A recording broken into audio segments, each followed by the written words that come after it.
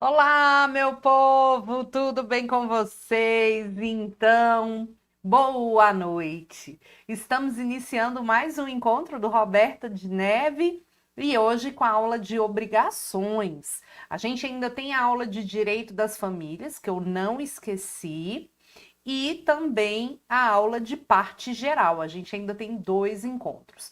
Das famílias, eu ainda não marquei. Mas com certeza vai acontecer antes de sábado, lógico.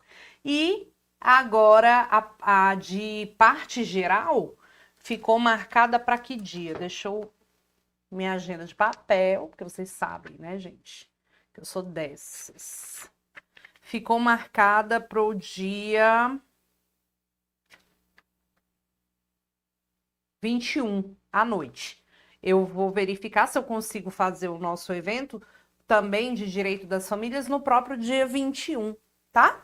Mas o fato é que estamos chegando na nossa prova e hoje a gente vai fazer uma abordagem com a parte de direito civil, obrigações. E quero começar mandando um beijo para todo mundo que tá aí. O povo tá, eu estou só o pó. Imagine eu, minha irmã. Eu tô aqui a capa do Batman. É, mas enfim, né, gente? É o que a gente tem para janta e a gente tem que enfrentar e a gente vai conseguir, a gente vai fazer acontecer. E eu tenho certeza que nós estamos abordando todos os temas que serão cobrados na nossa prova, tá? É isso. Vamos montar um esqueminha, categoria sobre obrigações? Toda vez que você lembrar de obrigações, você vai lembrar credor e devedor. Credor e devedor. Ponto. Relação obrigacional é sempre entre credor e devedor. Tá bom? Povo, adorei sua consulta com a psicóloga. É, gente, porque é isso, né? Quando eu tô com a Ju, eu sou praticamente a, a paciente, né? Mas vamos lá. Segue o bonde então? Vamos para o nosso material? Vamos embora. Olha lá o que nós vamos falar agora. Toda vez, preste atenção, que eu já vou te dar o bizu da parada aqui, tá? Toda vez que a gente lembra de obrigação, a gente tá falando de uma relação entre credor e devedor. Toda vez. Então, a gente sempre vai ter uma situação jurídica que vai ser contada pela prova, estabelecendo que o credor fez um contrato ou uma relação jurídica com o devedor, e entre esses dois existe um vínculo, e esse vínculo comporta uma prestação, tá? Esse vínculo comporta uma prestação. Essa prestação, no direito obrigacional, sempre tem um viés patrimonial. Por isso que a gente fala de credor e devedor. E essa prestação vai ser um dar, um fazer ou um não fazer. Geralmente, nas provas, a gente tem mais cobrança da obrigação de dar, tá? Porque o dar pode ser dar coisa e a coisa pode ser dinheiro. Então, se eu tenho que te entregar o carro, é uma obrigação de dar. Se eu tenho que te devolver o carro que você me emprestou, é uma obrigação de dar. Se eu tenho que te pagar quantia, também é uma obrigação de dar, tá? Então, a gente tem aqui todo esse contexto do dar, do fazer e do não fazer. O dar, então, é sempre uma coisa. O fazer é sempre uma prestação de um serviço humano geral ilícito. E o não fazer é um dever de abstenção, tá? É um dever de abstenção. É um dever de abrir mão de alguma coisa. Então, quando a gente fala, por exemplo, lá no direito das coisas, você não pode abrir a janela a menos de 1,5 m do muro do vizinho. Porque você não pode ficar lá bisoiando o quintal do vizinho. Então, você tem um dever de não fazer. Não abrir a janela para o lado do muro do vizinho. Tudo bem? Dá uma olhada aqui. A obrigação de fazer, especialmente, ela pode ser uma obrigação fungível ou uma obrigação infungível. O que isso quer dizer? A obrigação fungível é aquela substituível. Exemplo, você contratou um pedreiro para fazer um muro. Você contratou o pedreiro porque foi uma indicação e tal, e a pessoa cobrou mais barato, e você contratou aquela pessoa. Isso é uma obrigação de fazer fungível, porque ela é substituível, tá bom? Agora, quando você pensa numa obrigação de fazer infungível, que é a obrigação insubstituível, é aquela que só pode ser prestada. Ai, William, a prof é infungível. Ai, meu coração, agora. É aquela obrigação que só pode ser prestada por aquela pessoa. Ou porque você designou uma cláusula contratual estabelecendo a infungibilidade, ou porque, pelas qualidades daquela pessoa, ela é única. Se eu contrato Ivete Sangalo para tocar na minha festa de aniversário, eu só quero Ivete. Eu não quero outra pessoa. É só ela. E eu nem preciso colocar no contrato que essa obrigação tem que ser cumprida só por ela. Por quê? Porque ela é infungível. Então, eu contratei pela situação da própria pessoa. Então, é insubstituível. Tudo bem? Detalhe do coração. Detalhe do coração. O não fazer é um dever de abstenção. É um dever de não faça, você não pode fazer. Vamos lá, presta atenção aqui numa coisa. Quando a gente pensa no não fazer, você pensa assim, não pode abrir uma janela a menos de 1,5 m do muro do vizinho. Se você abre a janela, tem como desfazer? Tem. Você vai lá e fecha o buraco da janela. Então, o não fazer pode ser instantâneo ou permanente.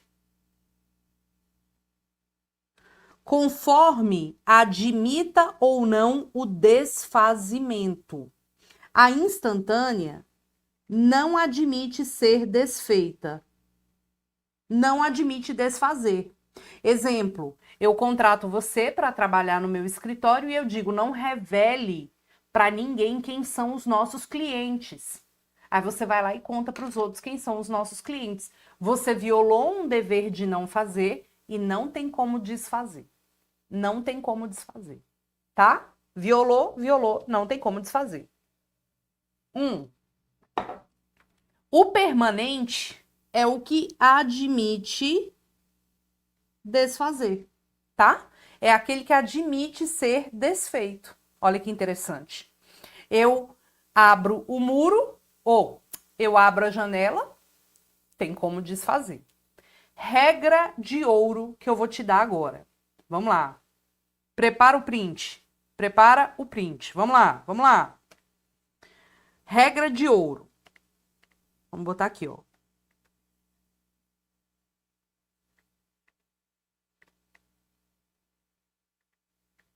Regra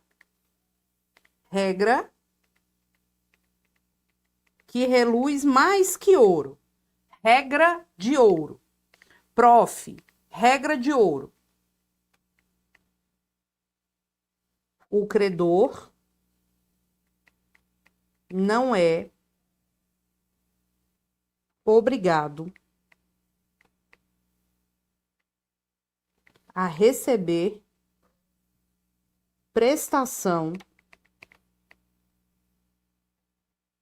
diversa. ainda que mais valiosa. Então, o credor não é obrigado a receber prestação diferente. Preste atenção numa coisa aqui. Quando eu falo para você, vou te dar o celular. Vou te dar este celular, este aqui. Com esse defeito aqui, eu vou te dar este celular. Você quer outro? Não, você quer este celular. Este. Então, quando eu digo vou te dar este celular, eu estou dizendo que eu vou te dar uma coisa certa. Coisa certa é a coisa individualizada, quantificada, tá? E coisa incerta é a coisa definida pelo gênero e pela quantidade. Olha para cá. Vou te dar este telefone, coisa certa. Vou te dar um iPhone, coisa incerta. É quantos? Um. O quê? iPhone. Então só pode ser o quê? Da Apple. Pronto. Quando a gente fala de coisa incerta, atenção agora, produção. Quando a gente fala de coisa incerta, é a coisa definida pelo gênero, a escolha do que deve ser entregue é do devedor. Então, eu devo a você um iPhone. Qual? Eu vou escolher e vou te entregar, porque eu sou a devedora. Podemos colocar no contrato que é você que vai escolher? Podemos, a gente pode tudo. Aqui é o princípio da autonomia da vontade. A gente pode tudo que a lei não proibir. Então, eu posso estipular que a escolha vai ser feita por você, credor? Posso. Eu posso estipular que a escolha vai ser feita por um sorteio? Também. De boa, tá? Então, a escolha aqui cabe ao devedor. Dá o print nessa tela, já guarda no coração. Vamos lá. Regra de ouro. O credor não é obrigado a receber prestação diversa. Então, eu digo para você, olha, eu te devo 50 mil reais. Eu não tenho 50 mil reais. Mas eu tenho um carro que vale 50 mil reais. E aí? Você aceita receber no meu lugar? No lugar do dinheiro? Ele não é obrigado. Mas se ele quiser, isso aqui cai em prova, se ele quiser, tá tudo ok. Ele não é obrigado, mas se ele quiser, tá tudo ok. Se ele quiser receber prestação diversa, nós podemos ter duas situações. Nós podemos ter uma dação em pagamento e a banca às vezes pergunta para você, te dá uma questão contextualizada para você simplesmente dizer o que aconteceu, tá? E aí dação em pagamento é pura e simplesmente receber uma obrigação de um jeito, né? Que não era o original. Por exemplo, eu te devo dinheiro e você aceita receber o carro. Ou eu te devo o carro e você aceita receber o dinheiro ao invés do carro. De boa. Mas também pode caracterizar uma novação. O que é uma novação? E nesse caso seria objetiva. A novação objetiva é quando você tem a extinção da obrigação anterior e criação de uma nova com um novo objeto. Então, se a banca te falar assim, João deve o carro para Maria, Maria aceitou receber o dinheiro no lugar do carro. dação em pagamento. Agora, se a banca diz para você, João deve dinheiro para Maria. Maria extinguiu a obrigação com o João, porque ela não foi cumprida, e criaram uma nova obrigação no qual o João deve entregar o carro. Isso é uma novação objetiva. Novação, nova obrigação. Novação, nova obrigação. Novação, nova obrigação. Então, se eu aceito, enquanto credora, receber uma prestação diversa da que é devida, chuchu, beleza. Pode considerar aqui uma novação objetiva ou pode considerar uma dação em pagamento, tá? Se ele simplesmente aceita a dação em pagamento, a gente tem aqui exatamente o quê? Um simples recebimento de uma coisa no lugar de outra, ok?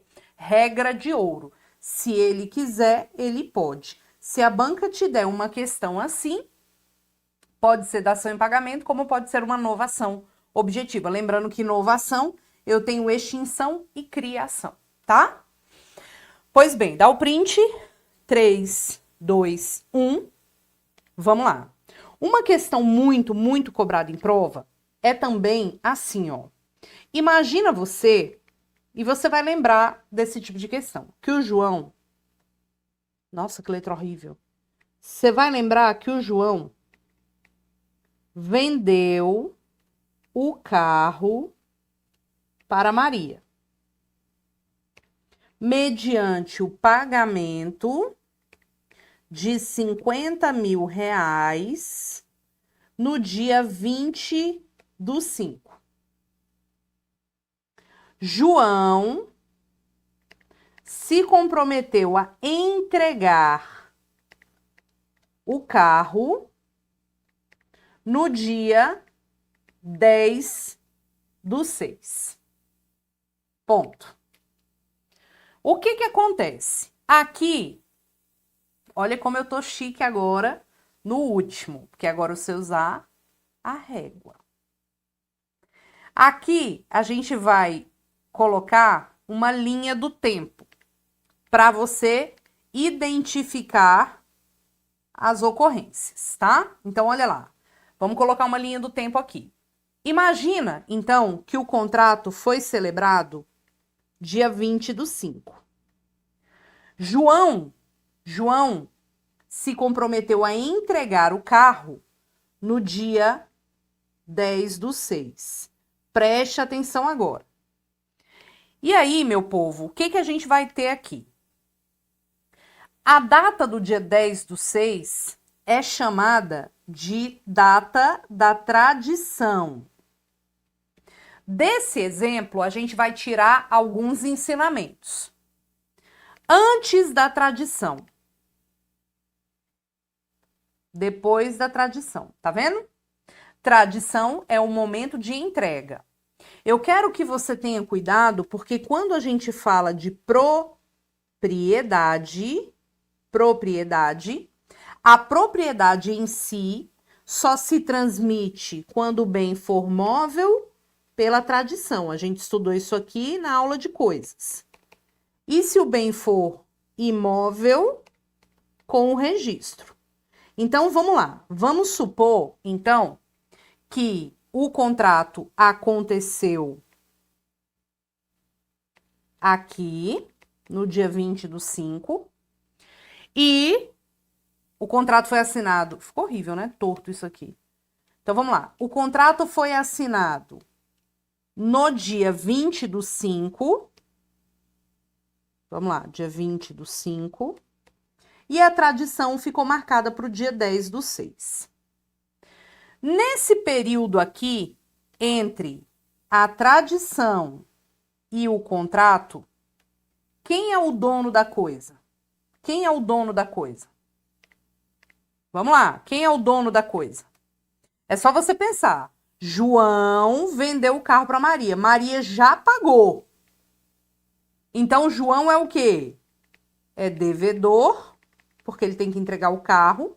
E a Maria é credora, tá? Então, antes da tradição, quem é o dono? O dono é o devedor.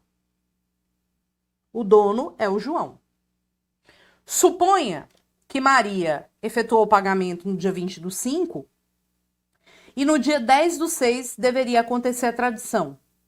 Imagina que o carro tá aqui. O carro tá aqui. Carro horroroso, mal feito até, né? O carro tá aqui. Imagina que no dia 1/6 caiu um raio em cima do carro. Destruiu o carro. Caiu um raio em cima do carro e destruiu o carro. Quem é que se lasca? O devedor. Por quê? Ele não tem culpa, porque isso aqui é um fortuito ou força maior. Então, ele não tem culpa. Ele vai ligar para Maria e vai fazer o quê? Resolve-se a obrigação. O que significa dizer isso? Maria, toma seu dinheiro de volta, eu não vou te entregar o carro porque o carro deixou de existir sem culpa minha. Agora, imagina que no dia 10/6 deveria acontecer a tradição. E essa tradição não aconteceu. E aí, o João não entregou o carro para Maria no dia 10/6 porque ele ficou com preguiça de ir lá. Aí, no dia 12, ele estava se organizando para ir entregar dia 15. Ele falou, não vai dar nada não, vou deixar esse carro guardado aqui. E no dia 15 eu vou lá e entrego, que eu vou estar tranquilo, não vou ter nada para fazer, dia 15 eu vou lá e entrego. Só que aí, ele deu o azar, porque no dia 12/6, caiu o raio em cima do carro e destruiu o carro. Esse raio, ele é um fortuito ou força maior. Via de regra, ninguém responde pelo fortuito ou força maior porque você não tem culpa nisso. Mas se ao tempo do fortuito ou força maior você já estava inadimplente, ou seja, a coisa continuava com você sem que ela devesse estar com você, o João responde pelo bem, pelo valor da obrigação, mais perdas e danos. A gente vai inserir nesse contexto aqui as perdas e danos, justamente porque ele já estava inadimplente. Professora, onde que eu tenho essa informação no Código Civil? Vou te mostrar agora. Deixa eu abrir aqui o código. Olha o glorioso e sempre presente de prova 399.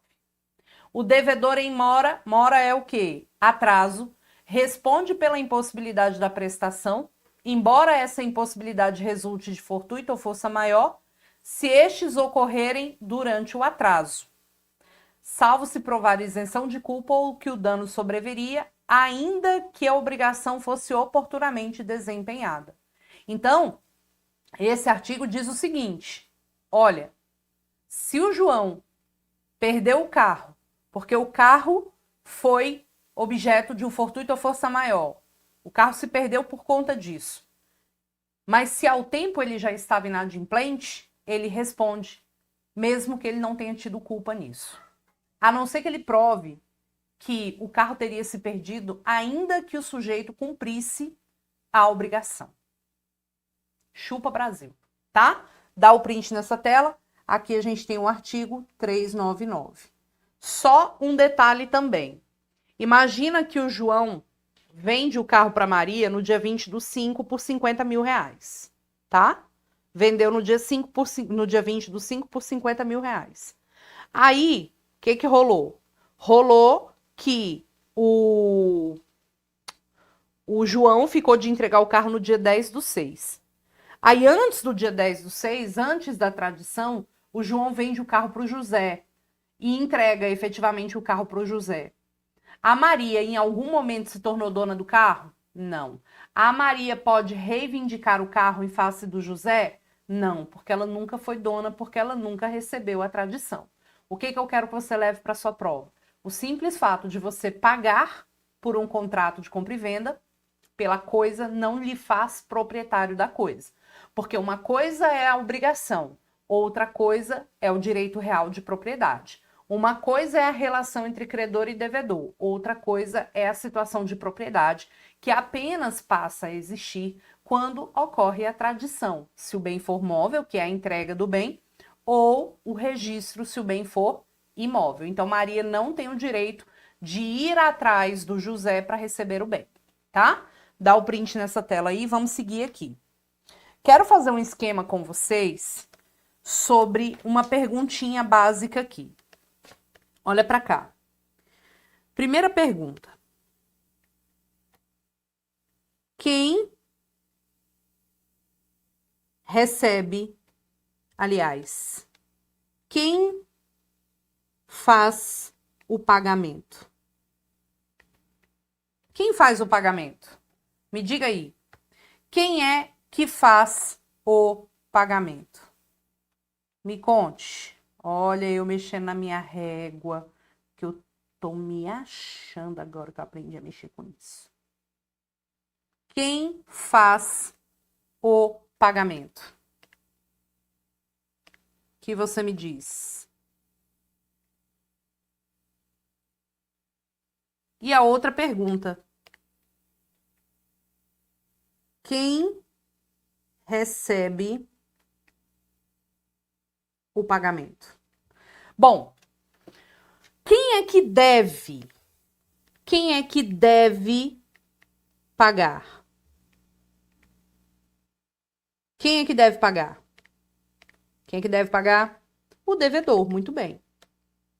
Então, quem deve fazer o pagamento é o devedor. Mesma ideia aqui.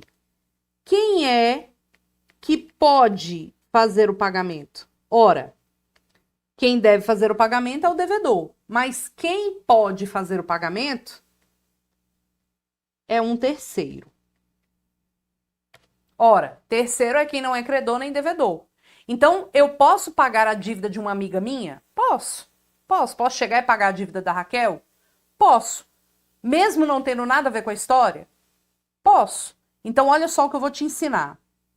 O terceiro, quando ele paga a dívida, aliás, vou botar para cá. O terceiro, quando ele paga a dívida, ele pode ser um terceiro que a gente chama de terceiro interessado,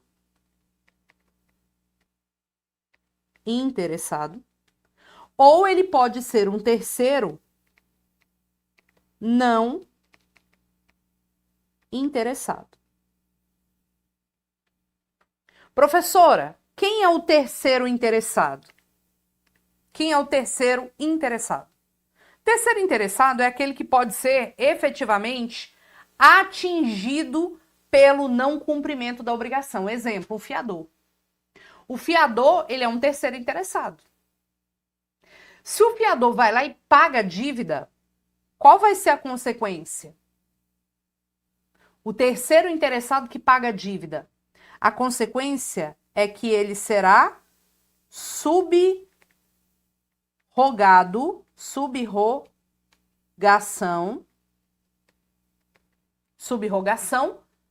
do credor. O terceiro interessado que paga a dívida do devedor se subroga na condição de credor. O que isso quer dizer? Isso quer dizer que ele vai entrar no lugar do credor. Calma que eu vou te explicar melhor com um exemplo já já. Agora, se é um terceiro não interessado, ele pode fazer o pagamento de duas formas. Ele pode fazer o pagamento, vou até botar mais para cá para não confundir. Ele pode fazer o pagamento em nome próprio,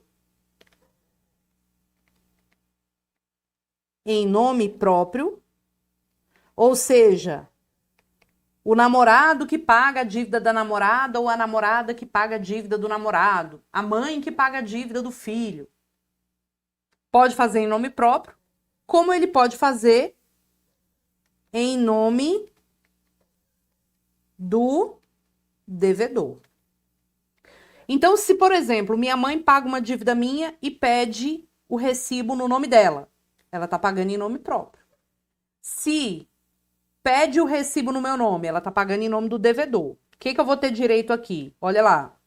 Quem paga em nome próprio tem direito ao reembolso do que pagou.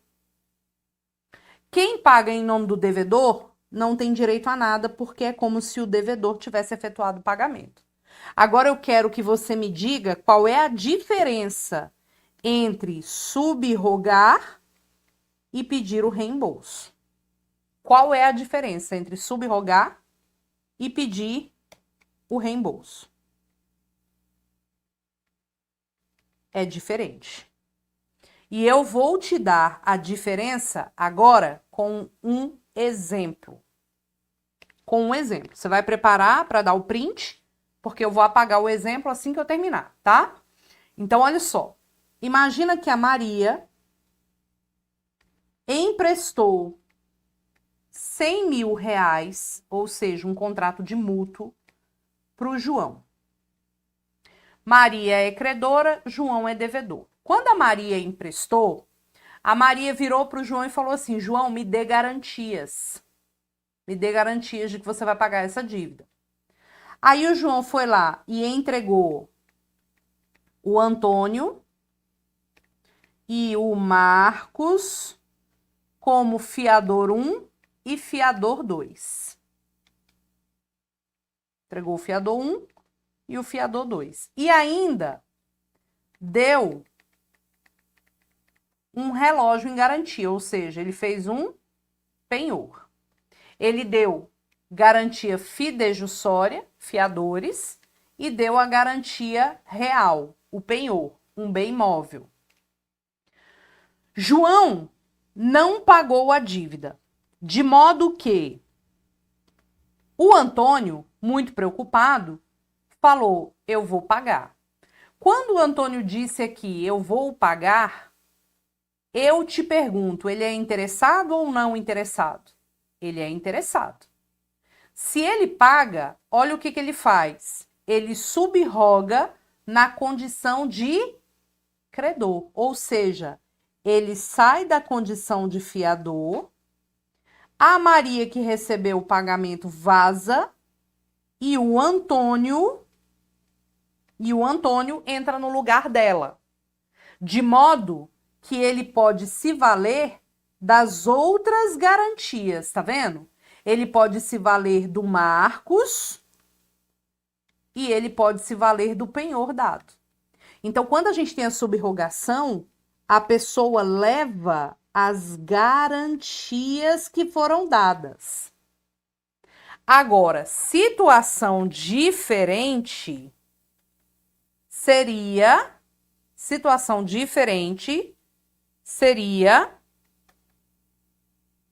oh, meu Deus, tô apagando aqui, ó. Situação diferente seria o seguinte. Vamos voltar o Antônio para cá. Maria emprestou dinheiro para o João e deu aqui o Antônio como fiador 1, o fiador 2 e o penhor. Suponha que o João não tenha efetuado o pagamento. Aí vem a dona Nice, mãe do João, que não tem nada a ver com a história, e paga a dívida do João perante a Maria. Dona Nice, que não tem nada a ver com a história, é terceiro interessado ou não interessado? Não interessado. Se ela paga em nome do João, ela não tem direito a nada. Mas se ela pede o recibo, por exemplo, no nome dela, ela vai ter direito ao reembolso. Ou seja, todas as garantias vão-se embora, apaga tudo, e fica a dona Nice com a possibilidade de cobrar do filho João. Pronto. Só isso. Então, qual é a diferença entre terceiro interessado pagando a dívida e entrando a subrogação e o reembolso? Pura e simplesmente, quem tem direito ao reembolso, não pode se valer das garantias dadas. Só quem se subrogou. Pronto. Só isso. Tá? Agora, quem recebe o pagamento? Mais uma coisa. Quem é que deve receber o pagamento e quem é que pode receber o pagamento? Quando você é devedor e você vai pagar para quem? Para o credor. Para o credor. Você vai atrás de quem? Do credor. Então, quem deve receber? O credor. Quem pode receber? Um terceiro. Agora, você é idiota? Você é idiota? Não, você não é idiota. Eu espero que não. Quer dizer, você vai pagar a dívida. Ah, eu devo o Banco do Brasil, eu vou pagar pro Itaú. Porque eu sou idiota.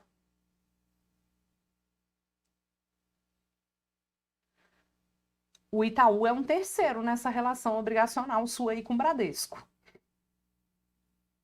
Tu vai pagar errado. Lembre-se que quem paga mal, paga duas vezes. O pagamento feito para um terceiro só tem valor, ou seja, só libera o devedor, presta atenção, só libera o devedor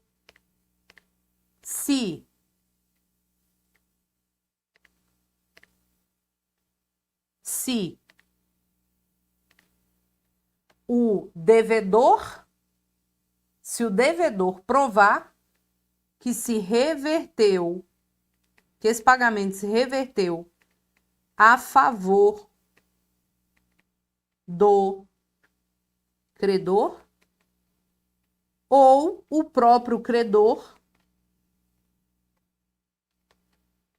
ratificar, confirmar que o pagamento foi feito. Tá? Então, o terceiro, se você faz o pagamento para um terceiro que não tem nada a ver com a história, você só estará liberado da dívida como devedor se você provar que aquele pagamento se reverteu a favor do credor ou o credor confirmar que aquele pagamento foi ok. Quando você tem dúvida,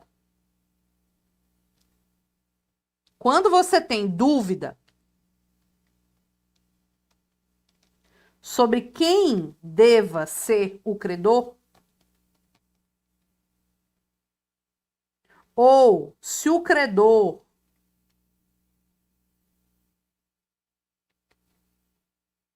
não quiser receber, ao invés de você pagar para os outros errado, o que você faz? O que você faz? Consignação em pagamento. O que significa consignar em pagamento? Que está lá previsto no artigo 334. Quando o credor não quiser ou não puder receber, ou você tenha dúvida de quem venha a ser o credor, ao invés de fazer o pagamento para a pessoa errada, porque aí você vai ter que pagar de novo. Por exemplo, a pessoa morreu e deixou 4 filhos. Você não sabe para quem você paga, né? E aí você vai consignar em juízo ou em banco. O ideal é a ação de consignação em pagamento, que é a ação na qual você dá entrada no juízo competente e você consigna em juízo. Fala assim, excelência, eu devo aqui para o João, mas ele não quer receber, ou eu devia para o João, mas ele morreu e tem vários filhos brigando pela herança, eu não vou fazer esse pagamento porque eu não sou otário, então eu vou deixar aqui esse dinheiro consignado em juízo. O senhor manda citar aí essas pessoas para dizerem aqui se são realmente os legítimos detentores desse direito, ou chama aí o João que não queria receber de mim para receber. Então, a consignação em pagamento, ela vai acontecer quando você quer se liberar da dívida, mas você tem dúvida sobre quem deva ser o credor, ou o credor não quer receber, ou você não sabe onde o credor está, tá? Etc. Tá lá no artigo 334. Tudo bem? Dá o print nessa tela aí. 3, 2, 1. Vamos lá. Mais uma dica do coração.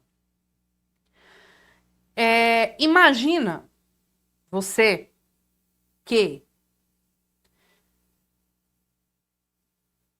Peraí que eu esqueci o que eu ia falar.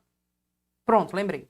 Imagina você que João, ele é devedor da Maria, credora, em 3 dívidas. Ele tem 3 dívidas com a Maria.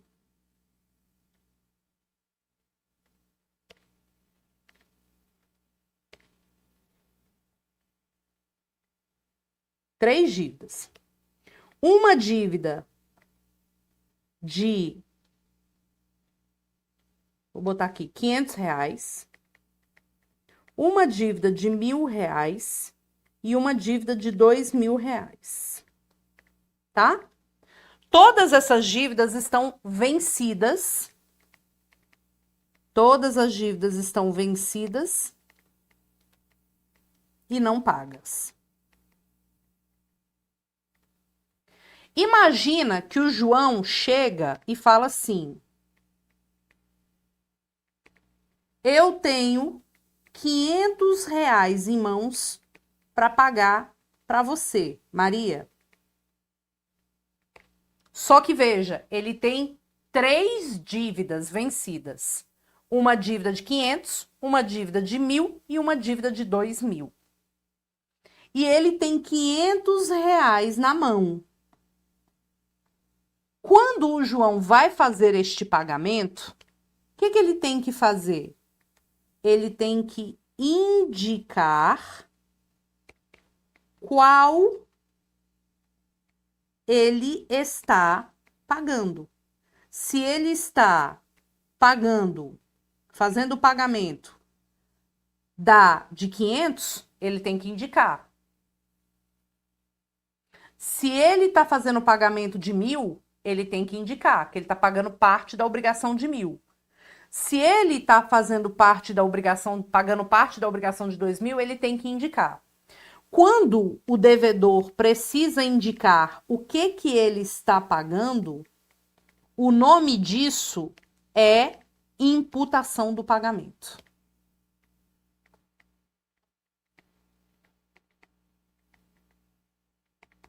Imputação do pagamento. Geralmente eu não falo disso nas revisões. E hoje eu tô falando também, não sei porquê, me veio uma coisa aqui. A imputação do pagamento, vou mostrar para você, tá no artigo 352. Olha lá.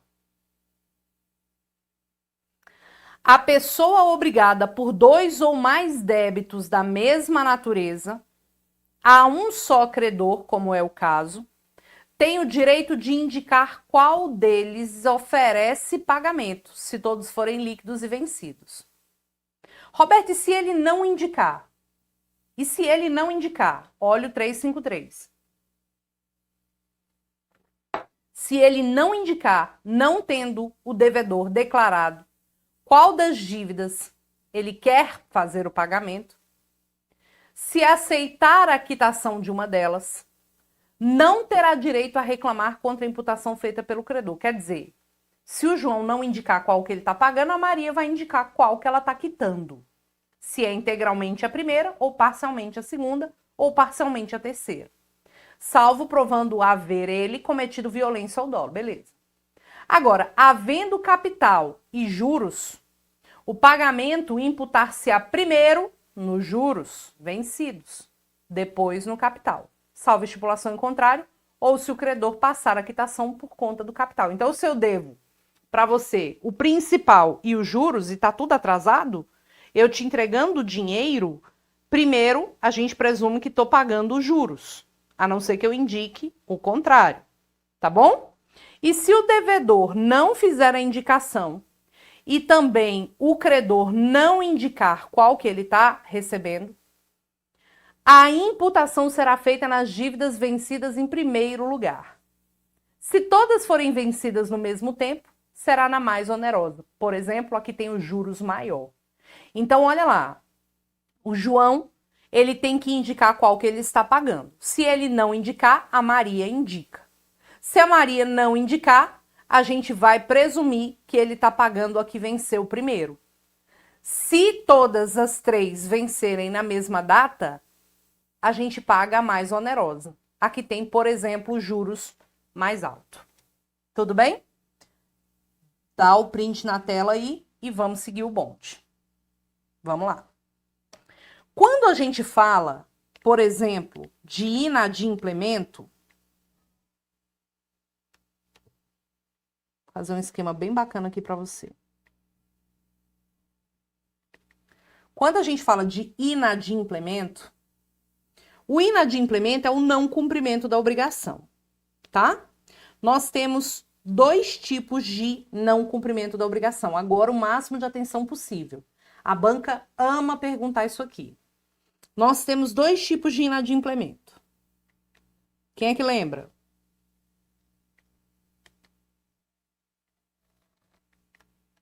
Nós temos o chamado inadimplemento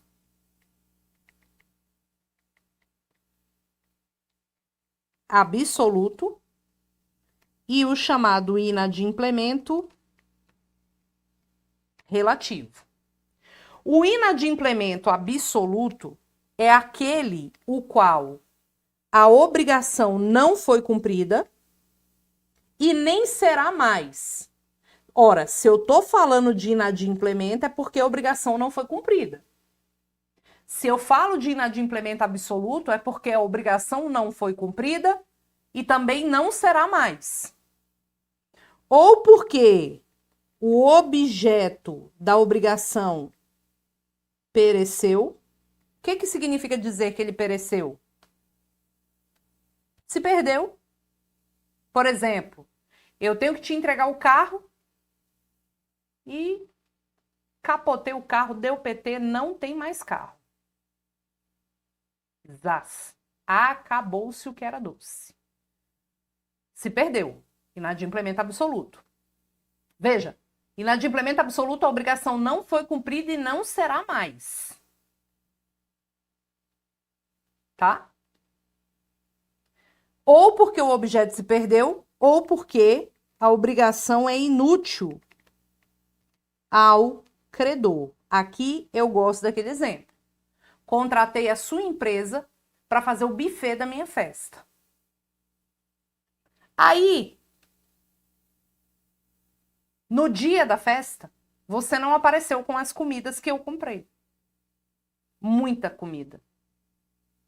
E aí, você pegou e me ligou falando: ah, esqueci, não me organizei, ó.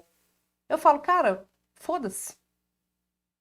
Não, Roberta, mas eu posso te entregar as comidas que você comprou. Cara, eu não quero. Eu vou fazer o quê com esse tanto de comida? Não quero. O momento que era para cumprir a obrigação, você não cumpriu. Agora é inútil para mim. Isso também é um inadimplemento absoluto.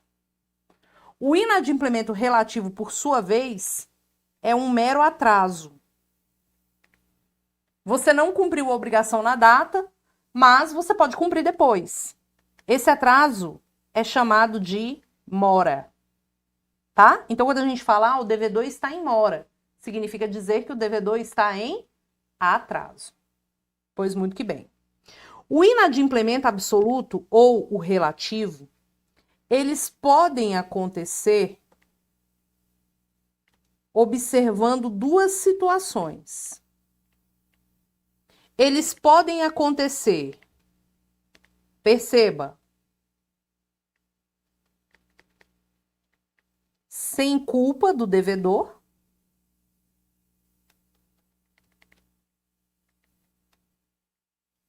sem culpa do devedor, ou eles podem acontecer com culpa do devedor. Vamos lá. Eu tinha que te entregar o carro, não entreguei, porque deu uma enchente, levou o carro embora e deu PT. deu PT. E aí? Eu não tive culpa. Então, se você não tem culpa, resolve-se a obrigação.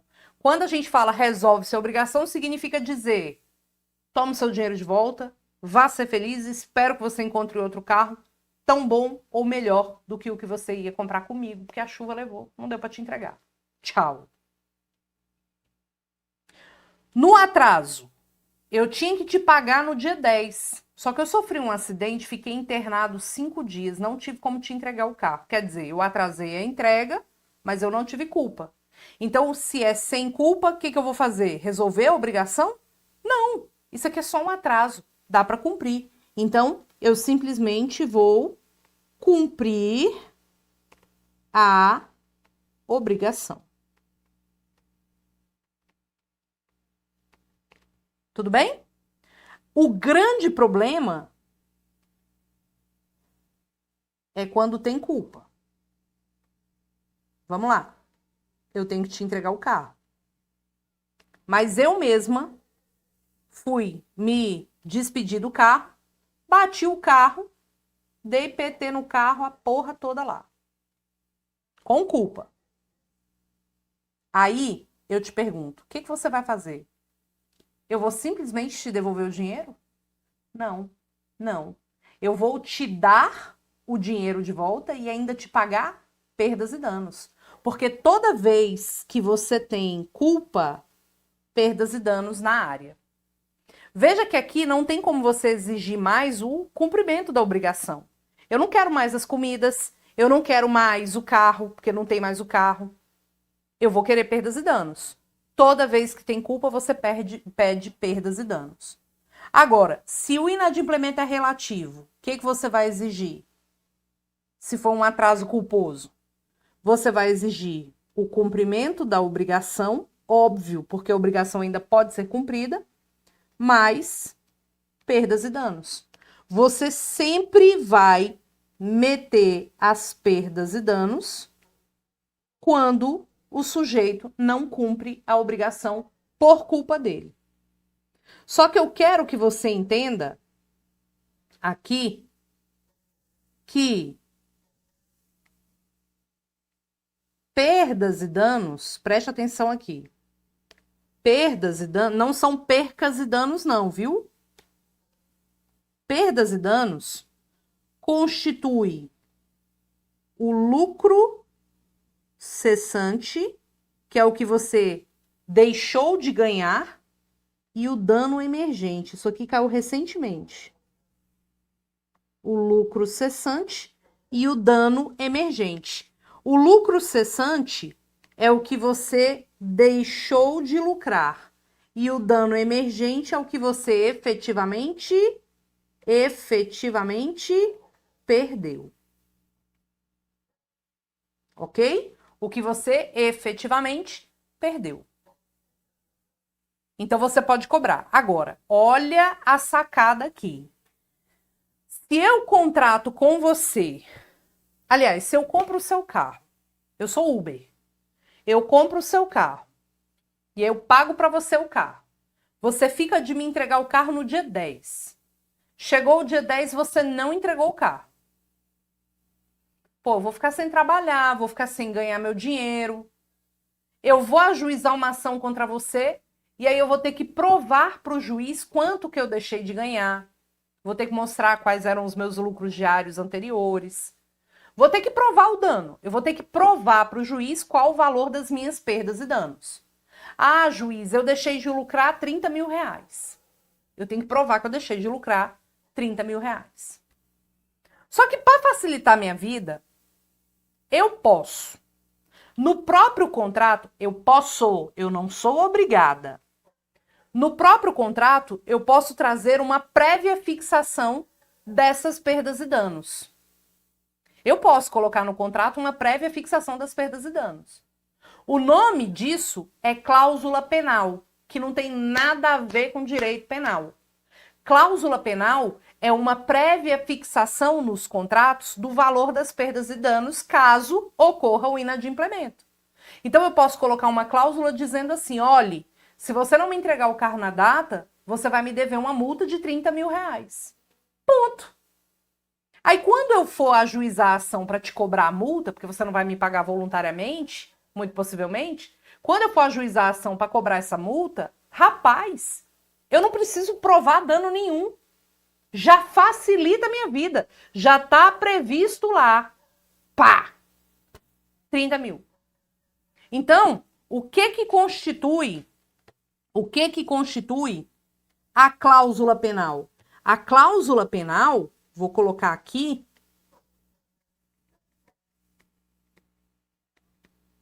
cláusula penal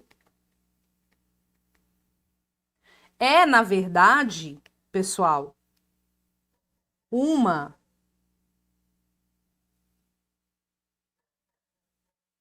prévia previsão do valor de perdas e danos. Tá? Essa cláusula penal, você precisa observar que ela é acessória. Ela é acessória. E ela é automática. Não cumpriu, incide. Mas é automática somente quando houver culpa. Claro. Porque se a cláusula penal é uma prévia fixação das perdas e danos só acontece quando você tem efetivamente culpa, tá vendo aqui? Só acontece quando você tem efetivamente culpa, a cláusula penal só vai ser cobrada quando você tem efetivamente a culpa no não cumprimento da obrigação. E essa cláusula penal não pode ultrapassar o valor da obrigação principal. Ela não pode, ela deve ser menor que o valor da obrigação principal. Se você compra um carro de 50 mil reais, você não pode estabelecer uma cláusula penal de 60. Porque a cláusula penal ela é acessória. E se isso acontecer, o que o juiz faz? Reduz o valor da cláusula penal. Reduz o valor da cláusula penal, tá? Então, vamos lá. Chupa essa manga aí e presta atenção. Essa cláusula penal pode ser de dois aspectos. Eu posso ter a chamada cláusula penal compensatória.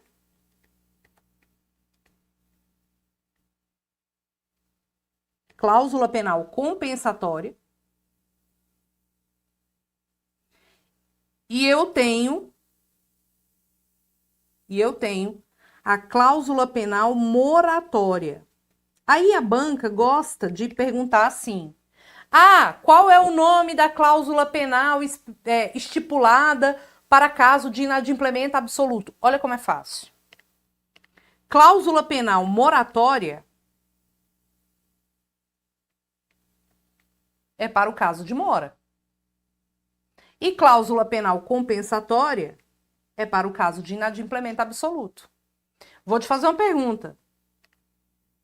Na cláusula penal moratória, você vai cobrar o cumprimento da obrigação mais a multa. Claro, claro, porque o resultado é o mesmo desse aqui, ó. A multa só está substituindo as perdas e danos. E cláusula penal é uma multa, é uma multa, é uma multa.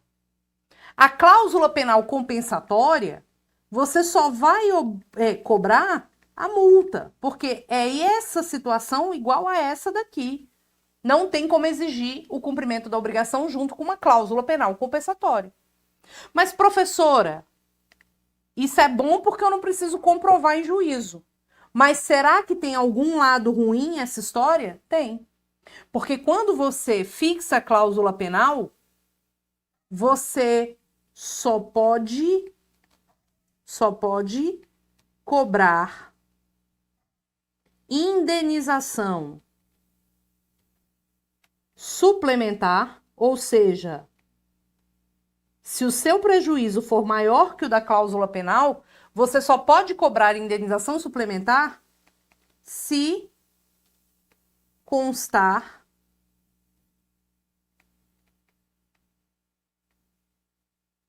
autorizado no contrato. Fora isso, você não pode cobrar indenização suplementar. E aí eu peço sua máxima atenção para isso aqui, tá? Máxima atenção para isso aqui. Eu só posso cobrar indenização suplementar se constar autorizado no contrato. Fora isso, você não pode exigir indenização suplementar. Então, se sua multa foi prevista no valor de 20 mil e seu prejuízo foi de 80, você só vai poder cobrar 20 mil. Você pode cobrar o excesso se constar no contrato a possibilidade de indenização suplementar. No silêncio do contrato, não cabe indenização suplementar. Dá o print nessa tela aí. Deixa eu só pegar meu carregador. Deu o print? Top, né? Obrigações, gente, é muito objetivo. Muito objetivo mesmo. É preto no branco. É bem matemático, né, inclusive.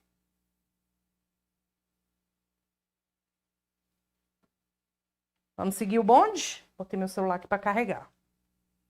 Vamos seguir? Vamos seguir?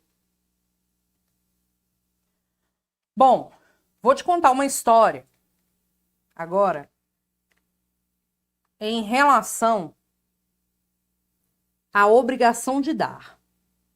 Vou te contar uma história. Imagina você. E essa história aqui, gente, é muito de prova, vocês não têm ideia. Imagina você que a Maria tem uma fazenda.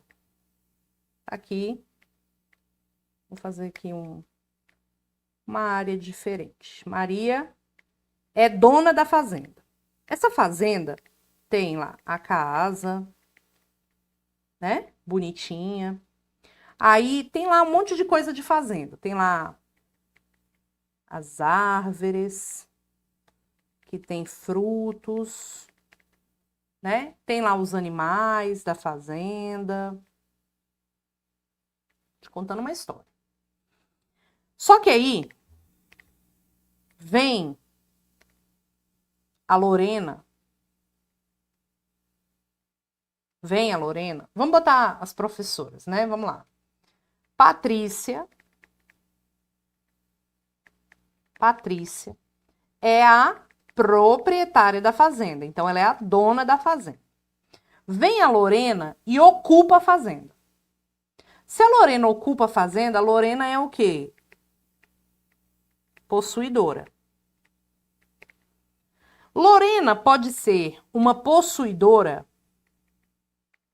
de boa fé ou... Ficou muito grande. Ou uma possuidora de má fé. Vamos recordar aqui. Quem é o possuidor de boa fé e quem é o possuidor de má fé? Vocês têm o péssimo hábito de falar que o possuidor de má fé é a pessoa má, do mal, de mau sentimento, de bilis, ódio, pitadas de psicopatia.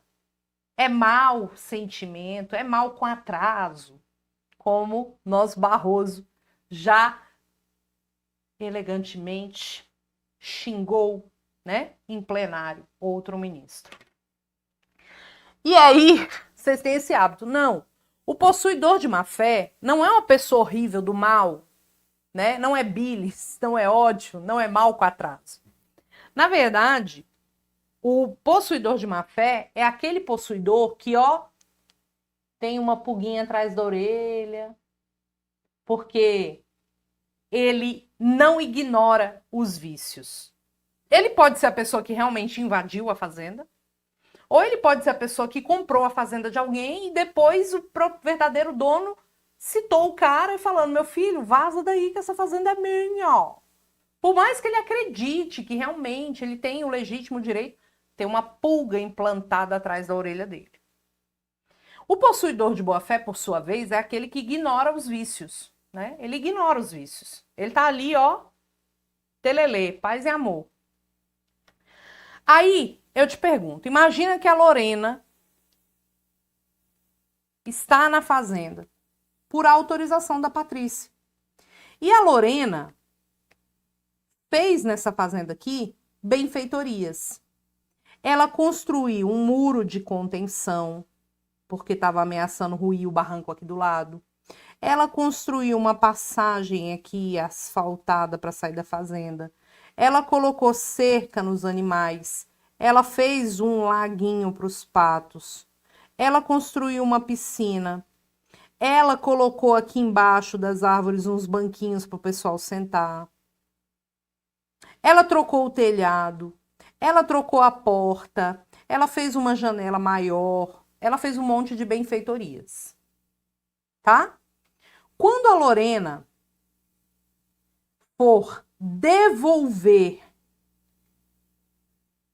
o bem para a Patrícia, ou seja, quando ela for restituir o bem para a Paty, ela tem, Lorena fez o campus da fazenda, quando ela for restituir a fazenda, ela tem direito a ser indenizada pelas benfeitorias?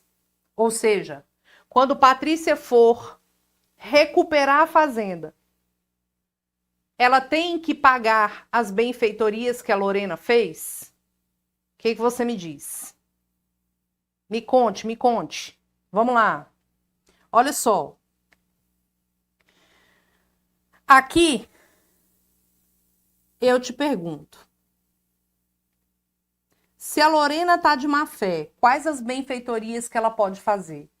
E de boa fé, quais as benfeitorias ela pode fazer? Bom, o que define a benfeitoria não é quem faz, mas o que é feito. Eu tenho benfeitorias úteis para melhorar o uso do bem. Se eu tenho uma janela e eu aumento a janela, isso é uma benfeitoria útil. Se eu faço o caminho asfaltado para sair até a fazenda, é uma benfeitoria, de repente, útil. Eu tenho benfeitorias necessárias para a conservação do bem. O muro aqui de contenção, ele é uma benfeitoria necessária. O telhado que estava dando goteira, pinga em mim, é uma benfeitoria necessária para conservar. A piscina é para lazer, deleite, embelezamento. Então, eu tenho a benfeitoria o quê? Voluptuária. Voluptuária. Vamos lá. Quais os tipos de benfeitoria as pessoas aqui podem fazer? Estejam de boa ou de má fé? Olha lá. Podem fazer benfeitorias úteis, necessárias ou voluptuárias. Benfeitorias, vou botar aqui assim, ó. Necessárias, benfeitorias úteis e benfeitorias voluptuárias. Perfeito. Agora, a Lorena, estando ela de boa fé, ela tem direito à indenização por essas benfeitorias que ela fez? A Lorena vai ter que cobrar, vai poder cobrar pelas benfeitorias que fez? Cuidado. Se ela está de boa fé, ela tem direito a cobrar pelas úteis e necessárias, tá? E se a Patrícia se recusar a pagar, ela tem o direito de retenção.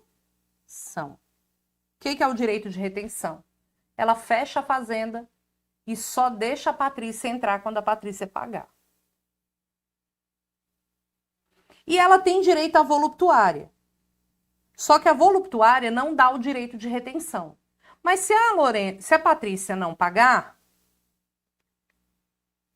ela tem o direito de levantar a benfeitoria voluptuária. Prof, o que significa levantar a benfeitoria voluptuária? Significa que ela arranca a benfeitoria dali e leva com ela. Tá? Mas não pode prejudicar o imóvel. E quem está de má fé? Tem direito à indenização pelas úteis? Não. Pelas voluptuárias? Também não. E pelas necessárias? Sim. Mas eu pergunto a você, tem o direito de retenção? Também não. Também não.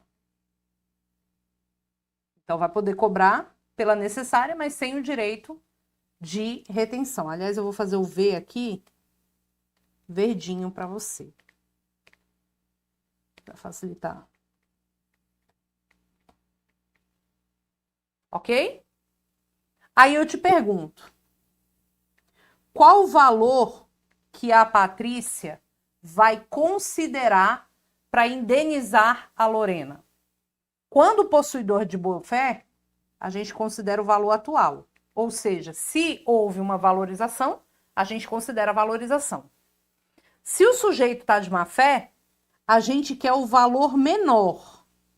O menor, seja o atual ou o de custo.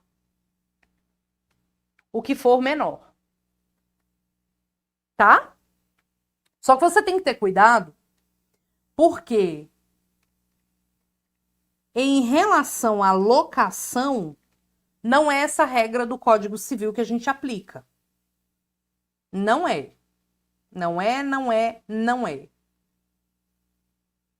Professora, onde que estão essas regras? Essas regrinhas aqui são regrinhas de posse, tá? 1219, 1220, 1222 do Código Civil. Agora, quando a gente fala de locação, a gente está falando da Lei 8245, que é a lei do inquilinato. E aí, eu te pergunto, se o locador, aliás, o locatário, se o locatário faz benfeitorias, quais os tipos ele pode fazer? Benfeitorias necessárias, úteis e voluptuárias. Nossa, ficou tão feio, né? Deixa eu aumentar isso aqui, Brasil.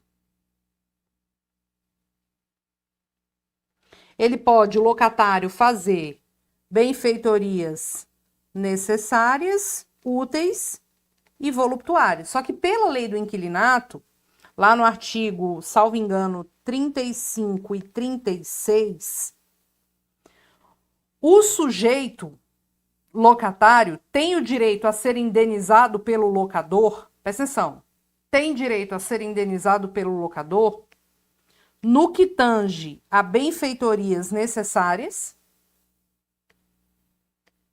as úteis, ele também pode ser indenizado, isso pela regra da lei. As necessárias, mesmo sem a autorização, as úteis com a autorização e as benfeitorias voluptuárias não. Mas se tiver um acordo, o acordo sempre prevalece, não tem problema. Estou falando aqui da letra da lei, a regra, tá? Se a pessoa lá, o locador, quiser indenizar tudo, ele indeniza, não tem problema. Se eles quiserem fazer um acordo, faz, não tem problema também. Quero que você dê o print nessa tela aí, por favor.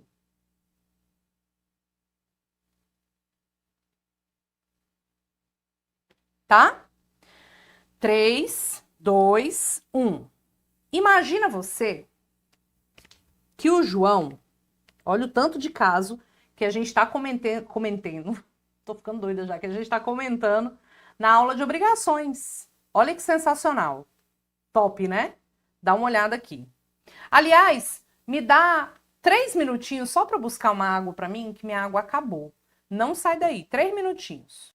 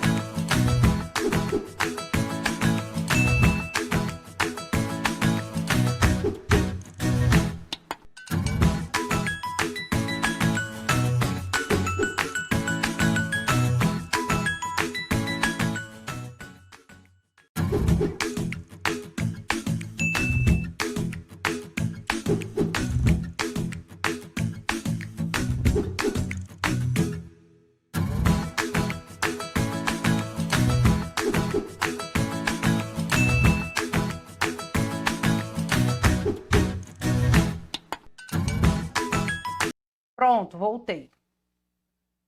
Foi rápido.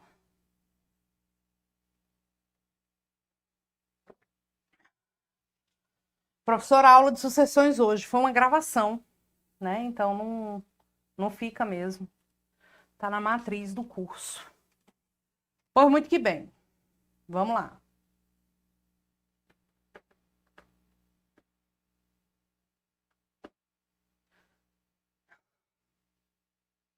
Os pentelhos, tudo entraram aqui, os gatos. Né, Fred? Vamos lá. Bom, imagina você que o João... Vamos aqui. O João simplesmente fez uma questão com a Maria. Gente, olha quem veio visitar vocês.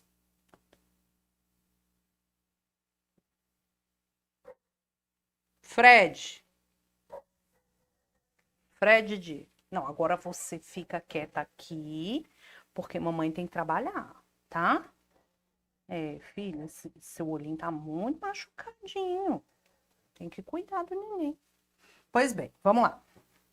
Então, imagina você que o João... Cadê aqui minha caneta? O João combinou com a Maria...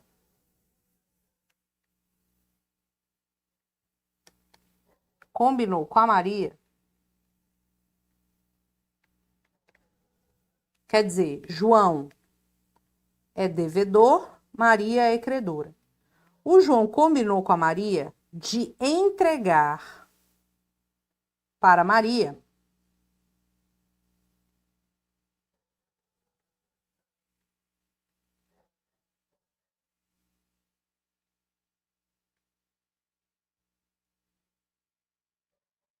uma galinha ou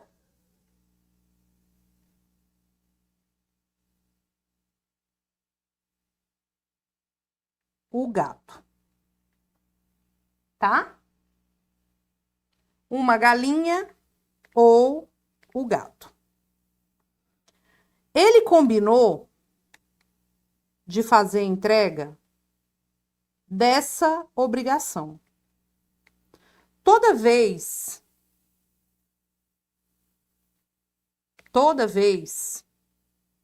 que você encontrar isso aqui, você vai lembrar que nós estamos diante de uma obrigação, o quê? Alternativa.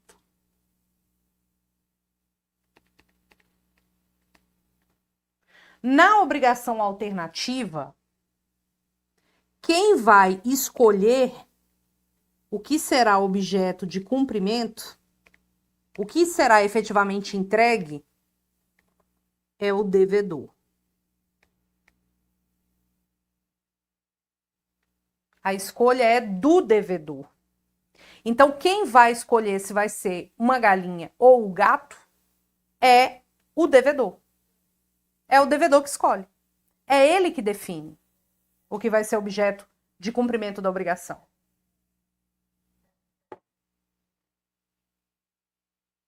Entenderam?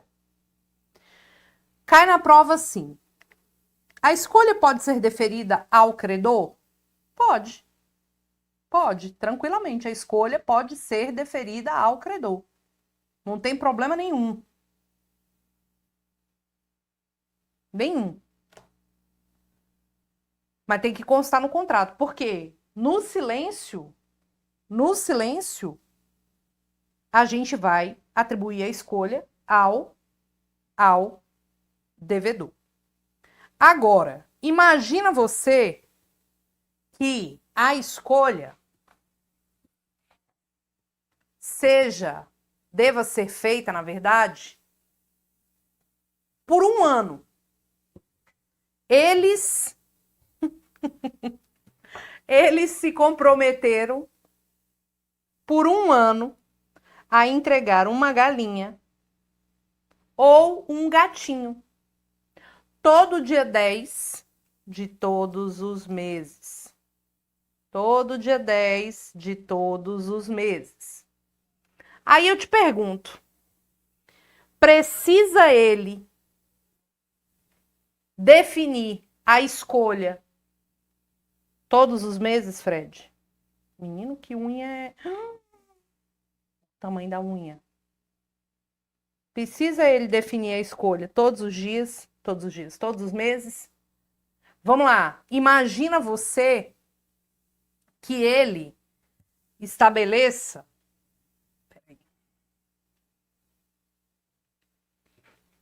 Que ele estabeleça aqui por um ano. Todo dia 10 de janeiro, fevereiro, março, abril, maio e por aí vai. No dia 10 de cada mês, ele tem que entregar uma galinha ou um gato. Se ele escolhe dia 10 de janeiro a galinha, no dia 10 de fevereiro ele tem que entregar outra galinha? Não, ele pode fazer outra escolha. Ele pode entregar o gato. 10 de março, galinha de novo. 10 de abril, gato de novo. E por aí vai. A escolha se renova a cada período.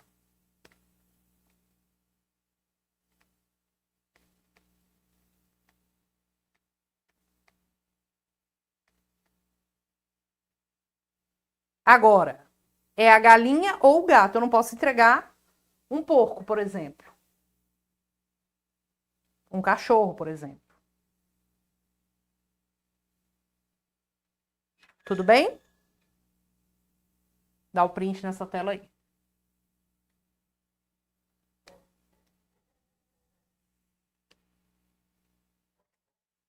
E os cachorros ficam loucos porque sabem que os gatos estão dentro de casa e eles estão lá fora.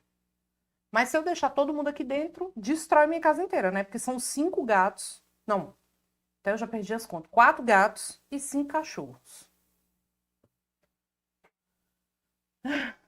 Fred. Oh, meu Deus. Quer estudar. Fred é o único que vem aqui na hora do estudo da mamãe. Né, filho?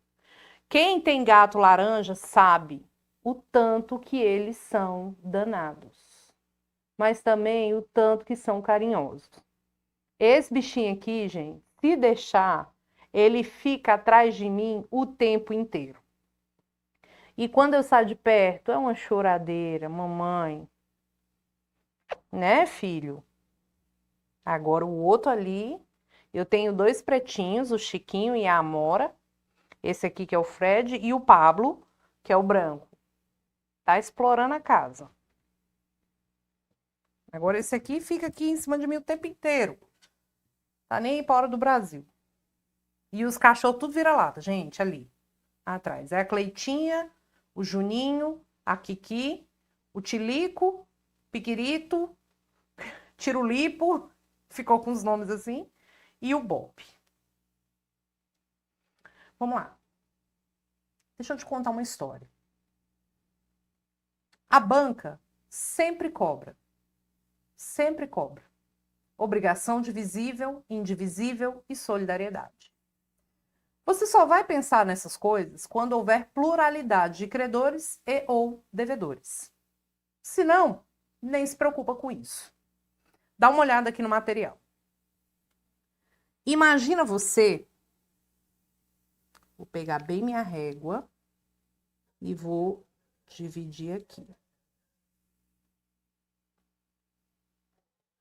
Imagina você o seguinte.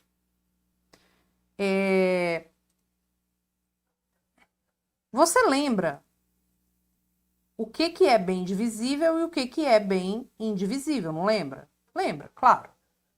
Divisível é aquele que admite divisão. E O indivisível é o que não admite divisão, porque senão ele perde ali a essência, né? Ele perde a essência. Então, imagina que você tem aqui um credor,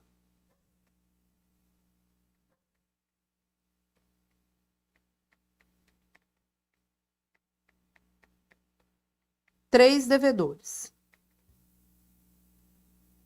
Ou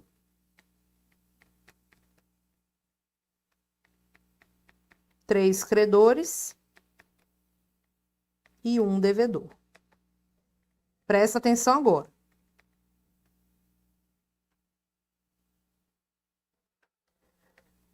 Quando você tem a primeira situação e a obrigação é de pagar quantia, vamos botar aqui, ó, 30 mil reais. Vou botar aqui, ó, 30 mil reais. 30 mil reais. A obrigação é de pagar quantia. O que você vai pensar aqui? Você vai se perguntar, tem solidariedade? Não, não tem. Se não tiver solidariedade, se a questão não mencionar solidariedade, você não vai aplicar a regra de solidariedade. Você vai aplicar o quê? A regra de divisível ou indivisível. Nesse primeiro caso, quanto... Deixa eu só copiar essa bichinha aqui.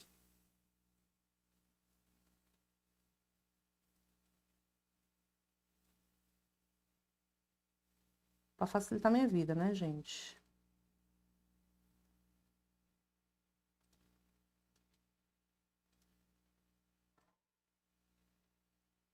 Nesse primeiro caso aqui, se a obrigação é de pagar 30 mil reais, quanto que cada um vai pagar aqui? Vamos lá. O credor verde, 10 mil. O credor azul, 10 mil. O credor rosa, 10 mil. Cada um vai pagar a sua cota, meu amigo. 10, 10, 10. O rosa, ele não pode ser compelido a pagar o total. Claro que não. Claro que não. Por quê? Porque a obrigação é divisível. E quando a obrigação é divisível e o dinheiro é divisível, cada um responde pelo seu valor, meu amigo. Não tem essa história. Cada um responde pela sua cota. No segundo caso, eu tenho o credor azul, o credor verde, o credor rosinha. Esse devedor, ele tem que pagar 30 mil para vários credores. Quanto que ele vai pagar? 10 para o rosa, 10 para o azul e 10 para o verde. Cada um recebendo sua cota. Aqui não se cobra além da cota. E aqui não se cobra além da cota. Minto. No primeiro caso, não se paga além da cota. E aqui não se cobra além da cota. Simples assim. Então, quando você tem um bem divisível, que é dinheiro, e você tem pluralidade de devedores ou pluralidade de credores, cada um responde por sua cota. O que sair da cota está errado. O que sair da cota está errado. Beleza? Beleza. Agora vamos lá. Imagina que a obrigação agora é de entregar um cavalo. Cavalo é indivisível. É óbvio que esse cavalo tem um valor. E o valor? 30 mil. Cavalo é o quê, pessoal? Indivisível. Fred, sai daí. Mas tá destruindo tudo. É indivisível. Tem como dividir o cavalo por essas pessoas? Não, se dividir o cavalo vai morrer. Né? Vai morrer. Então, o que a gente vai ter aqui? Vamos botar aqui as cores nos nossos bichinhos aqui.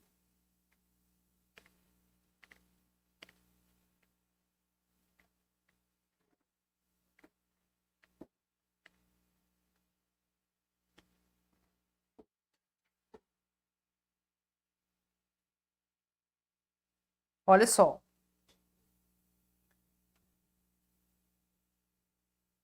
No caso de vários devedores. Se o devedor tem que entregar o cavalo, não dá para dividir o cavalo. Então, nesse caso, por uma obviedade,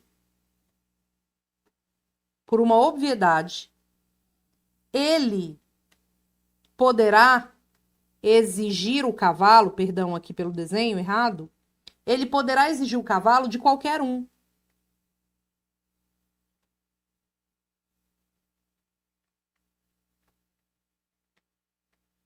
Pode cobrar de qualquer um. Por quê? Porque o cavalo é indivisível. Mas suponha que o verde entregue o cavalo. Ele entregou o cavalo. Quanto vale o cavalo? 30 mil. Então, o que a gente vai falar? O azul entrega 10 e rosa entrega 10. Então, o verde entrega o cavalo, mas cada um responde em 10 mil perante o que cumpriu, por uma questão de obviedade, tá? Agora, se é o devedor que tem que entregar o cavalo para todo mundo, aqui ele entrega o cavalo para todo mundo conjuntamente. Então, ele deve entregar para todos conjuntamente. Reúne todo mundo e entrega o cavalo. Ah, professora, foi o rosa que ficou com o cavalo para ele, porque não vai ter como dividir. E aí o que cada um vai fazer? O que o rosa vai fazer?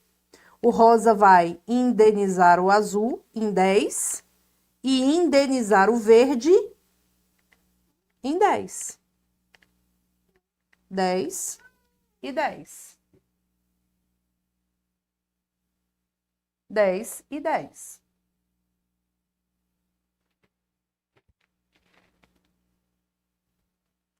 Mas, professora, olha isso aqui, gente.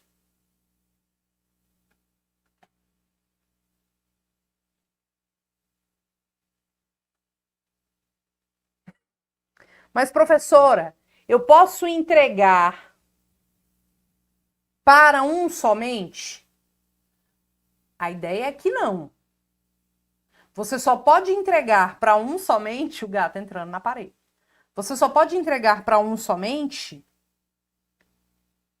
ou para um deles mediante caução de ratificação. Uma autorização do outro. Então, eu poderia entregar para o rosa? Poderia. Poderia.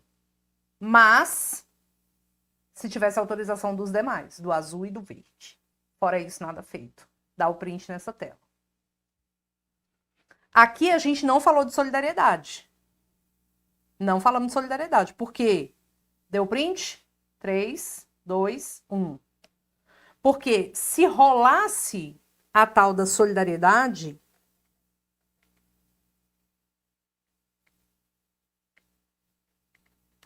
a gente tem todos pelo todo.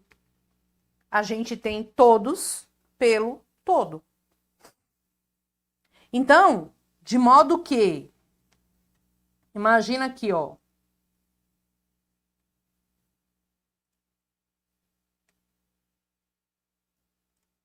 Eu tenho 3 credores, o verde, o azul e o rosa. E um devedor. Se a dívida aqui for de 30 mil reais, se não houvesse solidariedade, quanto que o devedor ia entregar para cada um? 10.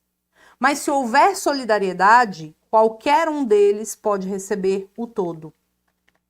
Qualquer um pode receber o todo. Esse devedor aqui, ele pode pagar os 30 mil para o Rosa.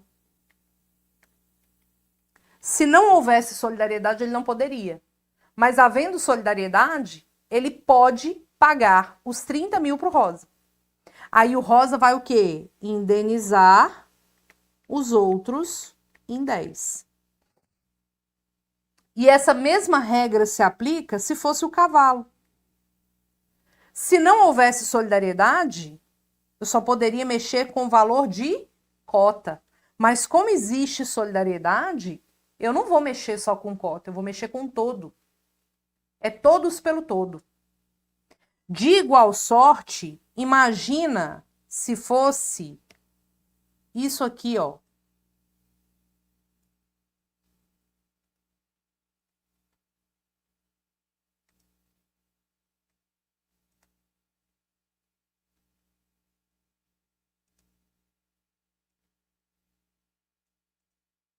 Imagina se fosse vários devedores, se fossem, né? Vários devedores aqui.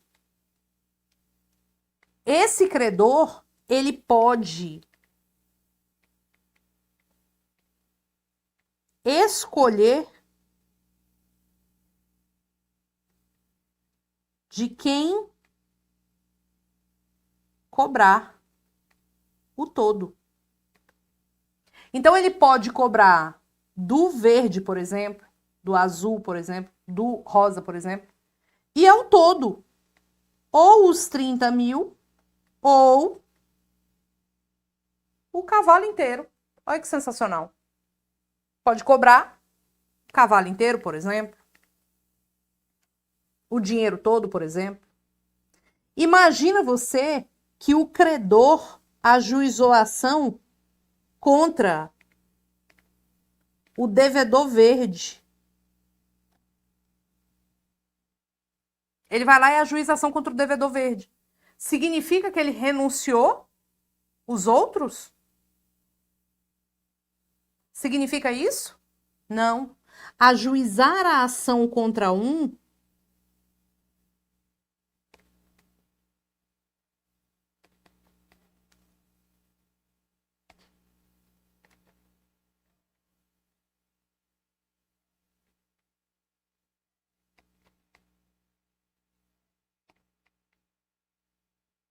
ajuizar a ação contra um não significa renúncia. A banca adora perguntar isso aqui. Dos demais. Não. Significa só que eu quis cobrar. Significa só que eu quis cobrar aquele valor do verde. E o que a Raquel ensina pra gente? Que o verde poderá fazer o quê? Poderá fazer o quê? Trazer o azul e o rosa, promovendo o chamamento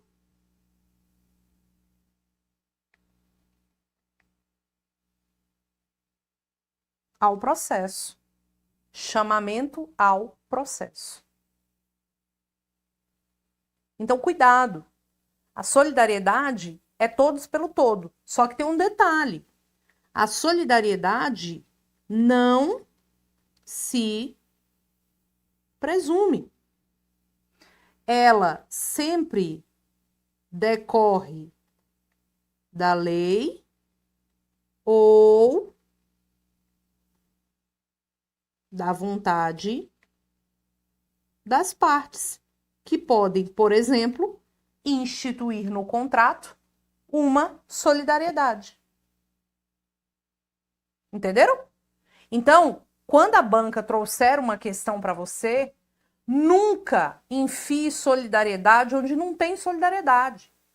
Se tiver pluralidade de pessoas, né, ali no esquema, havendo pluralidade de pessoas, você não vai botar solidariedade onde não tem solidariedade. Você não vai fazer isso. Você vai colocar solidariedade onde a banca coloca solidariedade. Se a banca disser um caso, tenho vários credores, vários devedores, e a banca não menciona solidariedade, você vai aplicar a regra de divisível e indivisível. Pensou em pluralidade de pessoas? É isso. Divisível e indivisível, se não for caso de solidariedade. Tudo bem? Belezura? Então, assim, cautela e cuidado com essas questões de prova. Cuidado, tá? Dá o print nessa telinha aí pra gente. 3, 2, 1.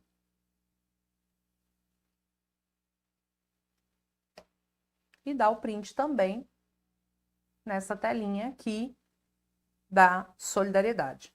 E eu vou voltar aqui para que vocês possam dar o print nas telas de hoje sobre obrigação. Quem perdeu aí algum print, para dar o print nas telinhas de hoje. Vai dando print aí, eu vou conversando com você.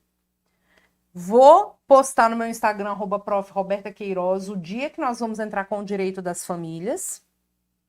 Então, nós vamos ter ainda mais 2 encontros de Roberta de Neve, tá? Se você perdeu algum encontro do Roberta de Neve, você pode acessar lá no meu canal Direito Como Nunca Se Viu. Tem uma playlist lá de vídeos Roberta de Neve do 40º exame de ordem. E aí você aproveita e me dá uma moralzinha no meu canal, né? Me ajuda. Que tem lá os exames, né? Os eventos, os encontros anteriores para você, se você eventualmente tiver perdido algum exame.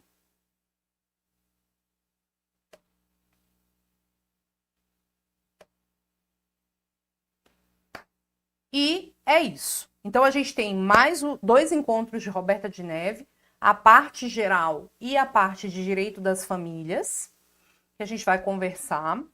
Que lembra que o direito das famílias era para ter sido no final de semana e aí não deu para ter, enfim.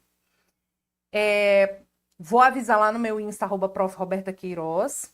E no meu canal aqui, eu vou mandar uma mensagem para você agora, e vai ficar azulzinho o meu nome, é só você clicar em cima e você vai ter acesso ao meu canal. E lá no meu canal tem uma playlist, eu vou até olhar aqui se já subiu tudo. Já subiu tudo. Tem uma playlist bonitinha para vocês sobre o Roberta de Neve e as 6 questões para o 40º exame de ordem, tá? Tá tudo lá bonitinho para vocês, lindinho, lindinho, para que vocês possam estudar, tá bom? Então, nosso encontro de hoje fica por aqui. Eu desejo a você uma excelente noite. Mantenha o seu coração firme no seu propósito, sua mente clara no seu objetivo, porque você vai conseguir passar por este momento da sua vida. Só não passa quem desiste. E você, com certeza, não é das pessoas que desistem. Eu lembro que, só para a gente descontrair aqui, as aulas de sucessões também estão lá, tá, Aline? Nessa playlist minha. Eu lembro que quando eu comecei a lecionar, que o meu sonho era ser professora. Eu comecei a dar aula e uma das primeiras turmas que eu peguei, a minha aula era tão ruim, mas tão ruim. Também era processo penal, né, gente? O povo me deu a disciplina de processo penal. E eu encarei porque eu queria aquilo demais na minha vida. Eu queria muito ser professora. Então, assim, eu tinha que ir, sabe?